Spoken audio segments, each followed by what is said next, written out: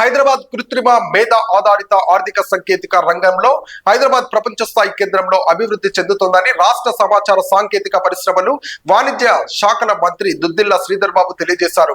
శనివారం బాచ్పల్లిలోని విజ్ఞాన జ్యోతి నిర్వహణ విద్వాన్ సంస్థలో భారత వాణిజ్య పరిశ్రమల సమైక్య ఆధ్వర్యంలో నిర్వహించిన ఆర్థిక అధికారుల సదస్సులో ఆయన ముఖ్య అతిథిగా పాల్గొని ప్రసంగించారు.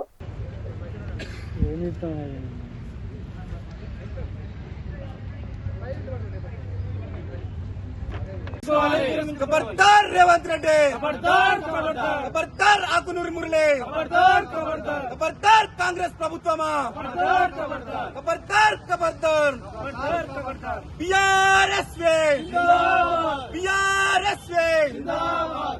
వెంటనే ఫీజు రియంబర్స్మెంట్ ఎత్తివేసే ఆలోచనలు వెంటనే పేద విద్యార్థులతో చెలగాటమా, పేద విద్యార్థులతో చెలగాటమా, పేద విద్యార్థులతో ఆటలు ఆడొద్దు.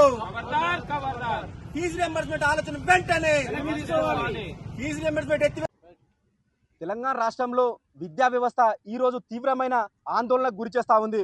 ఎందుకంటే తెలంగాణ రాష్ట్ర కమిషన్ చైర్మన్ ఆకునూరు మురళి గారు ప్రైవేట్ కాలేజ్ ఇంజనీరింగ్ కాలేజ్ చదువుకునే విద్యార్థులకు స్కాలర్షిప్ ఇవ్వొద్దని ప్రభుత్వానికి, కాంగ్రెస్ ప్రభుత్వానికి నివేదిక సమర్పించాడు.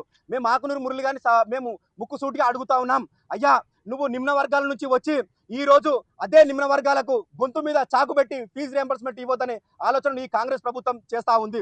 ఈ కాంగ్రెస్ ప్రభుత్వానికి పేద నిమ్న వర్గాలంటే ఎందుకింత కక్ష అని మేము ఉస్మానియా యూనివర్సిటీ తరఫున అడుగుతా ఉన్నాం. ఎందుకంటే ఇప్పుడు దాదాపుగా ఈ ఫీజు రియంబర్స్ పథకం ద్వారా దాదాపుగా పేద విద్యార్థులు దాదాపుగా లక్షల మంది విద్యార్థులు ఇంజనీరింగ్ విద్యను, ఉన్నత విద్యను చదువుకుంటూ ఉన్నారు. ఇప్పుడు అదే ఇంజనీరింగ్ విద్యను దూరం చేయాలని ఈ కాంగ్రెస్ ప్రభుత్వాన్ని చూస్తూ ఉంది.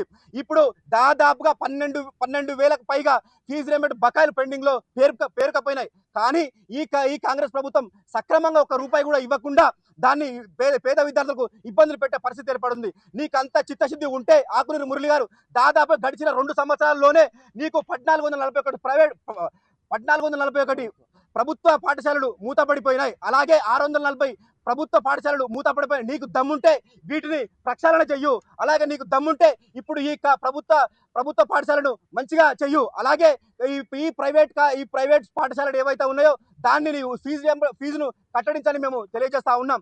గతంలో గడిచిన 10 ఏళ్లలో కేసీఆర్ గారు బంగారు తెలంగాణ కోసం, తెలంగాణ విద్యార్థుల కోసం ఏ రకంగా ఉన్నతమైన సంక్షేమ పథకాలు పెట్టి ఈ రకంగా ముందుకు తీసుకుపోతే ఇప్పుడు వచ్చిన కాంగ్రెస్ ప్రభుత్వం గడిచిన 2 సంవత్సరాలనే మొత్తం బస్టు పట్టించిందని మేము తెలియజేస్తా ఉన్నాం.